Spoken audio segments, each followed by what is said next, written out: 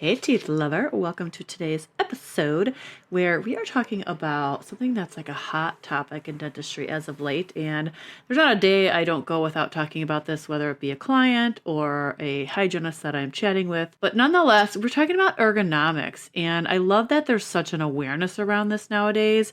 However, I see the same themes around me chatting with hygienists and regarding their ergonomics and strengthening. And, they go hand in hand like brushing and flossing. So today we're going to talk about ergo relief and easing pain. So stay tuned because we're about to dive right in.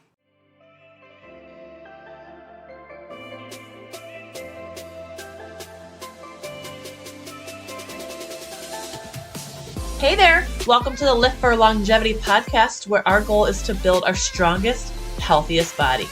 We all deserve to feel our best, but since we only get one body, we have to make sure to protect it by moving safely and with purpose to prevent pain, injury, and surgery.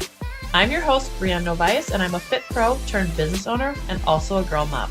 I'm obsessed with educating and empowering dental pros on how to take care of their body by training efficiently and building the right muscles to prolong their career.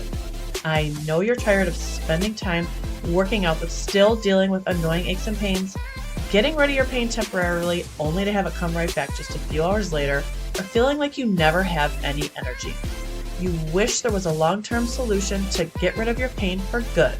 Well, I'm here to give you real-life, actionable steps that you can take today to get rid of your pain, say goodbye to quick fixes, and have energy to live a life that you love.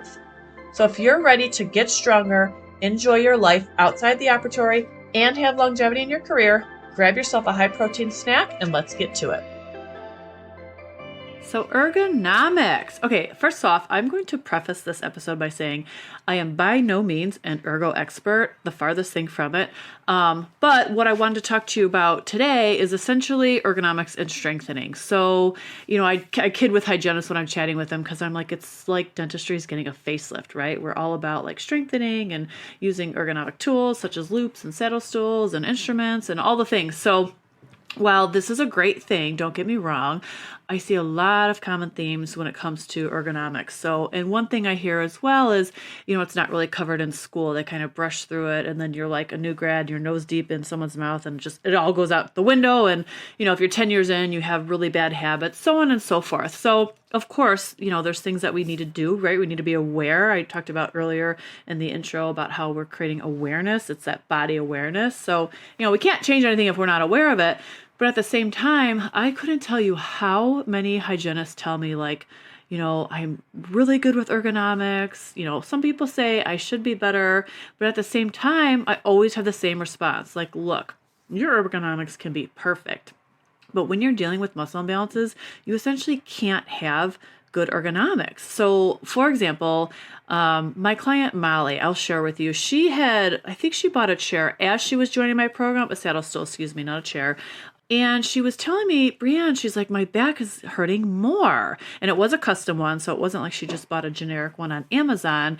But, when I assessed her, I said, you have an anterior pelvic tilt. Your glutes are weak. Your hamstrings are weak. Your core is weak. So essentially, she didn't have the muscle strength nor stability to sustain that position. So this is what I want to talk to you about today is like, we have to make sure, if we're spending $3,000 on ergo loupes, like we have to have the mid and the lower trap support, like all the muscle strength and stability to be able to sustain these neutral positions. We can't just go buying these tools and not training our body appropriately. So another example is my client, Nicole. She was one of the people, I've only heard like one or two people tell me that in hygiene school, they drilled her with good ergonomics. So she's like, Brianne, my ergonomics have been on point for like 10 years, but she's still in a massive amount of pain and she knew she needed to strengthen. So, she started working with me. So that's just another example of, there's everything in between, like great ergonomics, poor ergonomics. But at the end of the day, like it doesn't matter. Like what we need to focus on, well, I shouldn't say it doesn't matter. Okay, that's not what I'm trying to say. What I'm trying to say is we have to make sure that we are training our bodies by building the weak underactive muscles. So again, the mid and the lower traps, right? The core, the glutes and the hamstrings, right? We can't just go spending money on all these tools like the ergo loupes and the saddle stool and thinking our problems are going to go away. And fun fact, well, it's not so fun fact, but I have had people that has extreme forward head posture where the ergonomic loupes don't even help because their head is just too far forward. So again, I'm not an expert on this, but I have heard this before. And so again, what we need to do is just focus on correcting our imbalances to build that balanced body and bring our body into more of a neutral position, right? Like bringing our head back so our ears are over our shoulders, pulling our shoulders back, right? Because 99.9, not even 100% of hygienists I see, we have rounded shoulders. So it's like you can pull your shoulders back for a couple seconds, but like it's not going to stay. Like they have adapted, right? They're rounded and they're staying rounded. So it's like if you're going to try and pull your shoulders back while you're working on somebody, I mean, how long is that really going to last before you revert back without strengthening properly? So that's what I help with, right? Pulling those shoulders back with strengthening the posterior essentially. And then the other thing I see a lot is, like I mentioned, my client earlier, Molly. So Molly had an anteriorly tilted pelvis. So when, Stephanie or whoever your ergo coach is talking about squaring up your hips, like you essentially can't square up your hips because they're not where they need to be.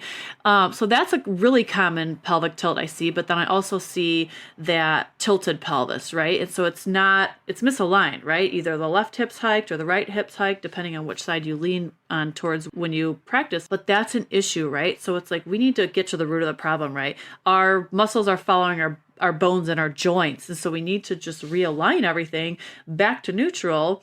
So by building those muscles and realigning everything, we're going to have more of that optimal, our body's alignment our natural alignment. That's what I'm trying to say.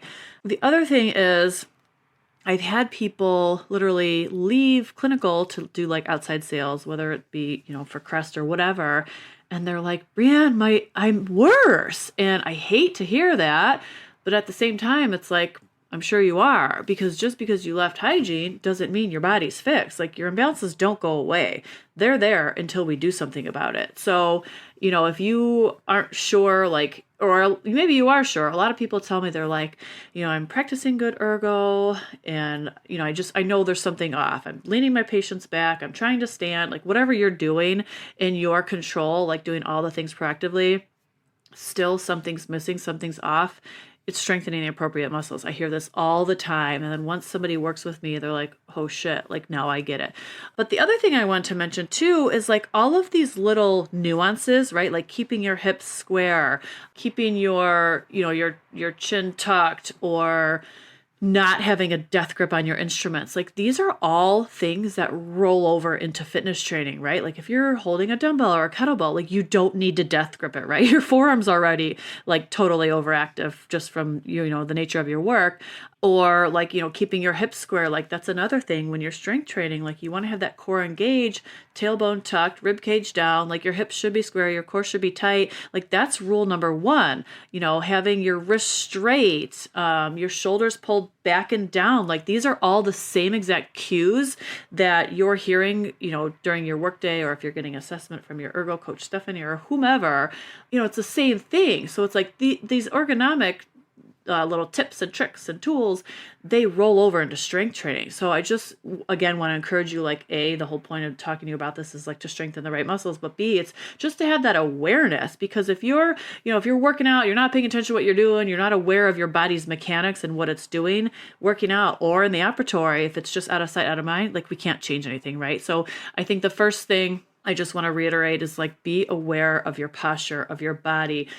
If you're not sure, take a damn video of yourself, right? I mean, there's so many options nowadays. We have our cell phone everywhere. It's just important that we make sure that we are taking care of ourselves, protecting our body the best we can. So that is all I have for today. Again, brushing and flossing is going to be my equivalent of ergonomics and strengthening the weak muscles, right? Everything goes hand in hand. We have to work in conjunction to build our strongest, healthiest body so that we can have longevity in our career.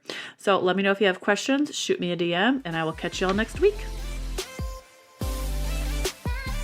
Thank you so much for listening in today. I hope you got a takeaway from this episode. And if you did, would you be so kind to share it with another dental pro you think would benefit from it? I know you love learning, and chances are that they do too. Also, I would love to connect with you on Instagram, so go ahead and head over to the Lift for Longevity podcast page or follow me at Built by Brianne. If you shoot me a message saying hello, I will personally respond because I love chatting with dental pros.